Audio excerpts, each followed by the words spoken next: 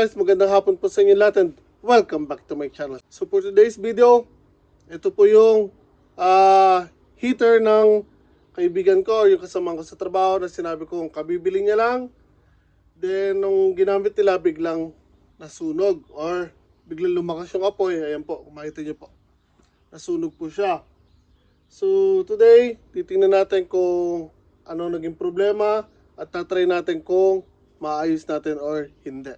So, samahan niyo ko.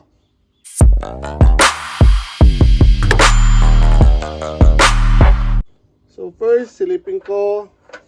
Dito kasi may tumutulo pa rin. So means, marami pa rin gas.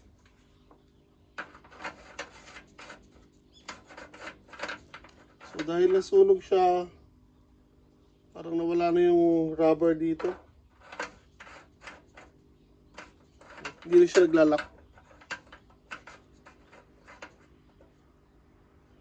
So, first, punasan muna natin yung mga nasunog na part para hindi naman masagwan tingnan.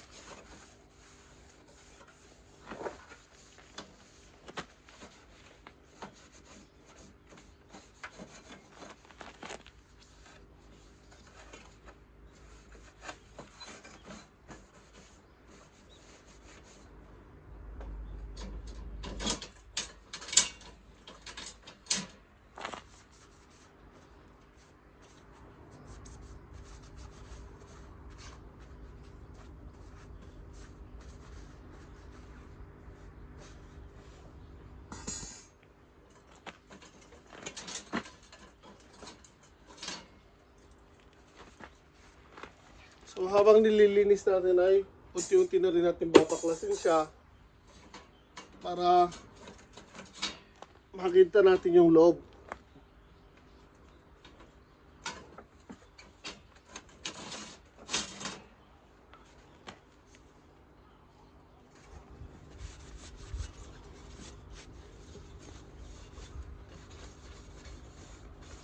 So ang main problem or nagiging main cause ng ganyan, parang lumalakas bigla yung apoy ng mga ganitong klase ng stove or heater ay, saan ba yan? Meron po kasi siyang yung level ng lakas ng apoy, tapos dito sa loob meron siyang parang cover na glass. Ewan ko lang kung ganito rin yung same or hindi. Basta yung burner niya sa loob, pag hindi nakalapat yung pinakailalim, meron kahit kaprasong uwang, yung apoy po, hindi po nakokontrol, hindi po pantay. So bigla po siyang lumalakas na lumalakas at ganyan po, naglalabas ng itim na usok. Okay, so basic na punas lang ang gagawin natin.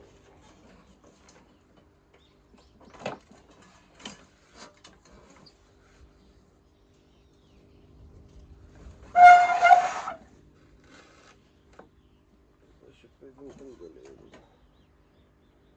Pwede may pin.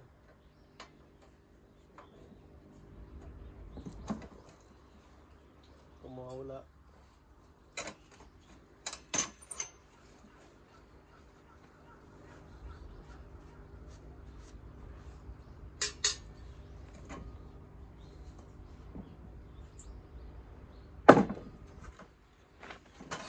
Tingnan na rin natin po. So again, sabi niya sa akin, kabibili lang daw nila to. So actually, first time nilang ginamit. Nagbabarbecue sila sa labas. So dahil winter, naglalagay din sila ng heater. So again, ito kabibili lang nila. First time nilang gagamitin sana. Kaso nga ganito ang nangyari. Nasunog.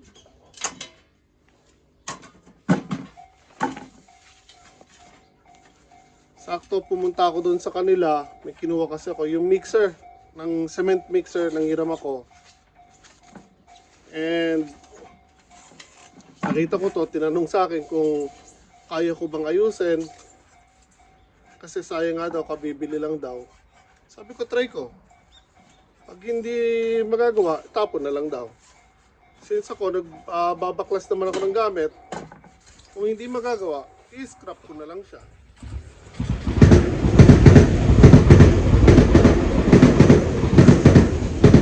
Pero kung sakaling maayos po natin to, ibabalik natin sa kanya para magamit niya pa. Kasi itong malaki naman na ito, ganun din, buo naman yan. So I think nung nasunog to, inilabas niya mas malaki. Bago din po yun. Sige, ewan ko kung ano nangyari sa kanila, nagmamadali or something. So, I think puno ng gas yung tangke niya, so mabigat siya kasi malaki. Bigla niya nilapag doon sa may garden niya or mini garden sa pinagbabarbecue nila. Ang problema, dahil nga malaki siya at mabigat, siguro mag-isa lang siya ng binuhat niya. Nung inilapag niya, bigla niya nalapag. And yung pinaglapagan niya is may graba.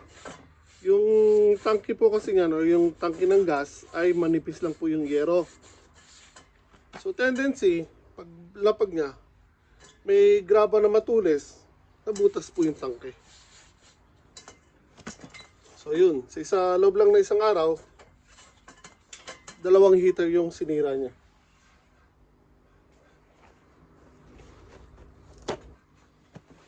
Yun, isang yun, magagawa pa naman yun. Iso-solder or ihahanda, parang tatapalan ng ano ba to, tinunaw na LED. Kasi hindi siya pwedeng i-welding dahil masyadong manipis po yung yero niyan o yung bakal ng tangke. Pero pwede iso-solder. Kaya nga lang, bago mo i-solder yung kailangan mo muna linisin, alisin ang gas, tuyuin, hugasan, para pag sinolder hindi po siya mag-aapoy. So again, nililinis ko na rin po yung loob kahit hindi pa sigurado maayos siya o hindi, para at least if ever naman na maayos natin, ibabalik na lang natin later on.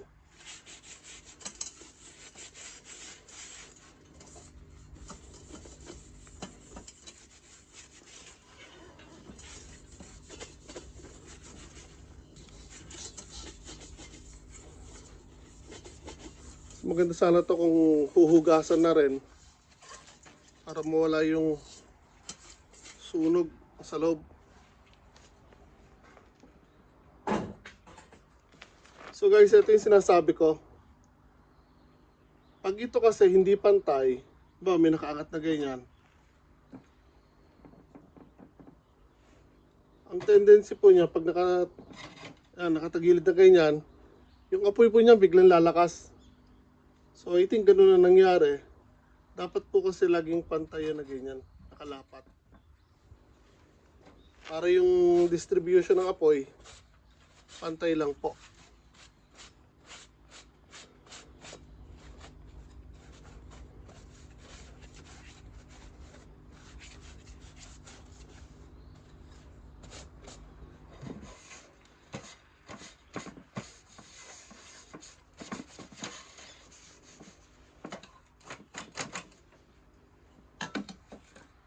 Kuha lang ako ng wire brush tsaka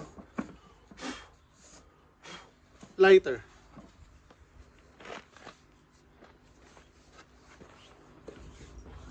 Okay.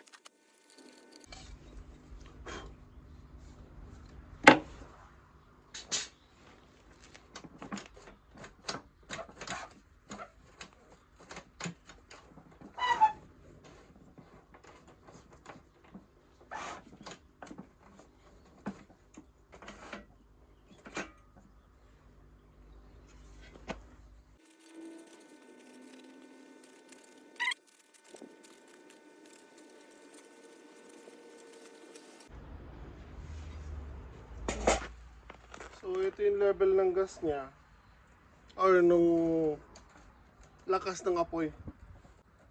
Itong knob na yan. So ayan, naka-pull yan. So kung nakikita nyo ito lumabas na yan, yan po yung parang brush o yung mag-aapoy.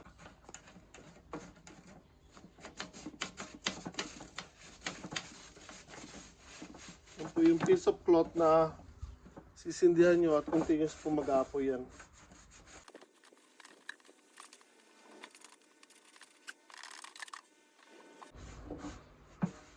Bakit ganun lang yun? Para naman napaka-unsafe tong design na to. Walang masyadong lock.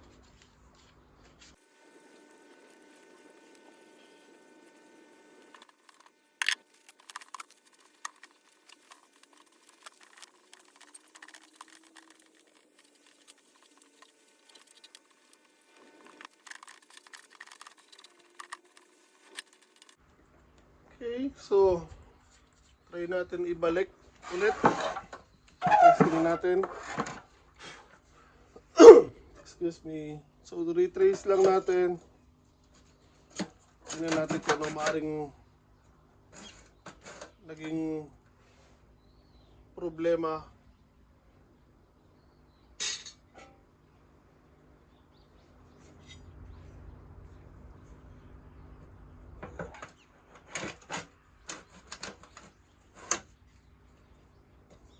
Okay.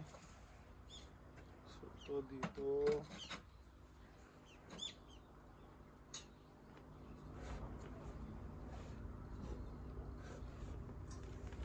So re-retrace lang natin kung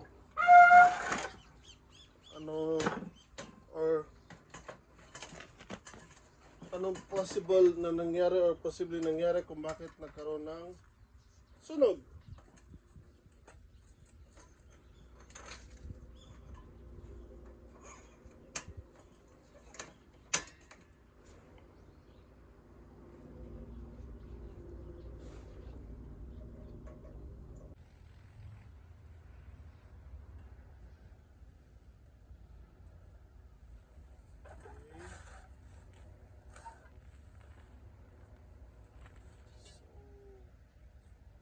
Ito.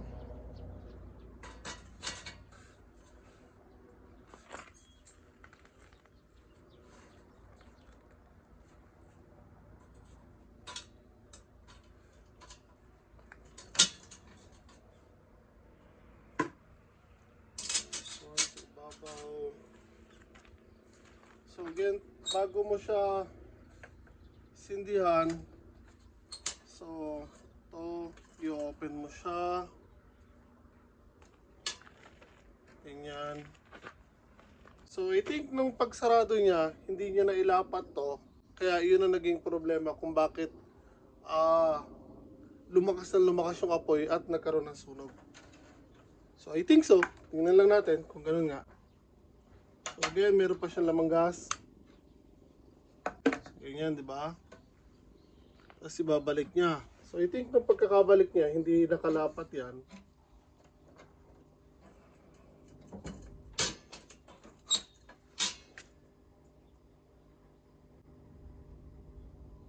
So yun ang naging problema niya.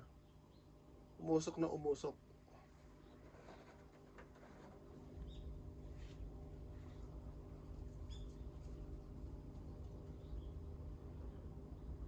So hopefully yung nasusunog ngayon, yung dahil lang nagkaroon ng sunog dati, yung namuong dumi. So antay lang tayo saglit kung mawawala siya o hindi.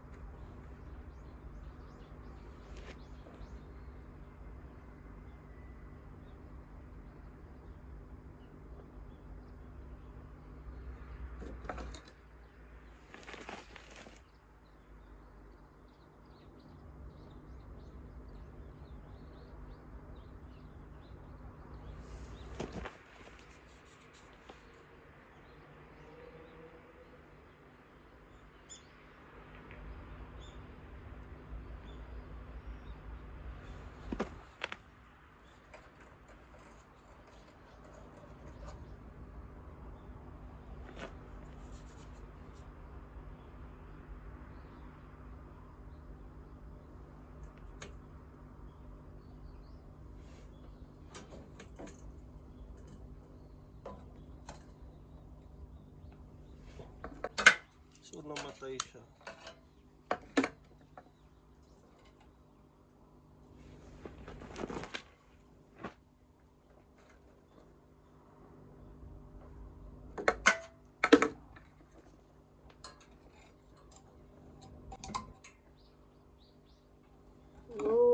Okay, wait lang ha. I think baliktad ang pagkakalagay nito.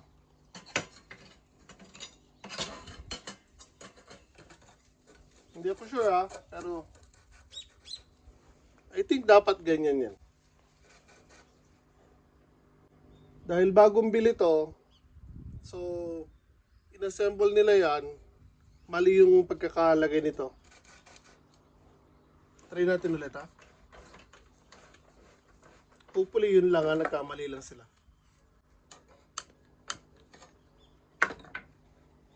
So again, dapat ganyan mag-aapoy. Then isasarado to.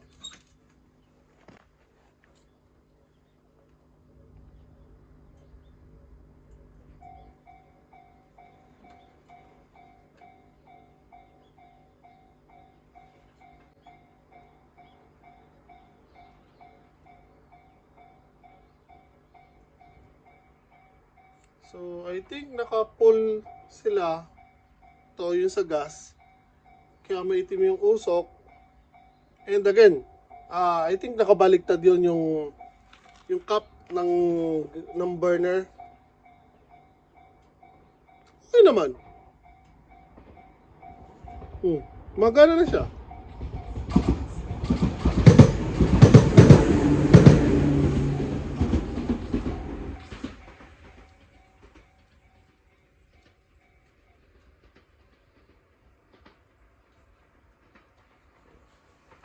So, yung itim na usok, I think dahil lang sa sobrang lakas ng apoy niya,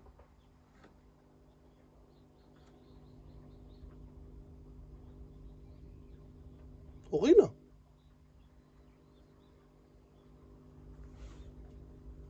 Ano, unti-unti na umiinit. Ito actually pwede kang magluto dito sa ibabaw nito. So, again, ang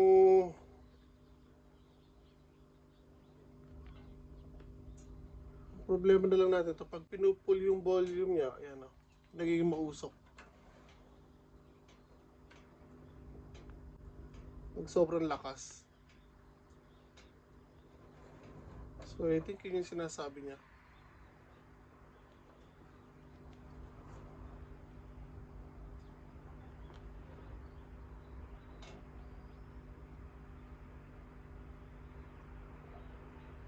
So, I think okay na to. Okay guys, so now itatawag ko na to doon sa may-ari. Diyan sabihin ko yung maaari naging problema nila. And malalaman kung kukunin niya or hindi. Kung kukunin niya, dadalhin ko sa kanila. If not, ako na lang gagamit. So again, sana po nagustuhan niyo po simpleng binagi ko sa inyo. Ito, tinignan lang natin o inayos lang natin kung mapapagaan natin ulit. Nilinis natin itong heat stove or heater. Gas stove. Ano gusto niyo itawag. So again, sana po nagustuhan niyo po simpleng binagi ko sa inyo. Kung magagawa niyo naman po, pakilike niyo naman po ang video na to. Share sa mga kaibigan niyo and subscribe na rin po sa channel ko. Ingat po tayo lahat palagi.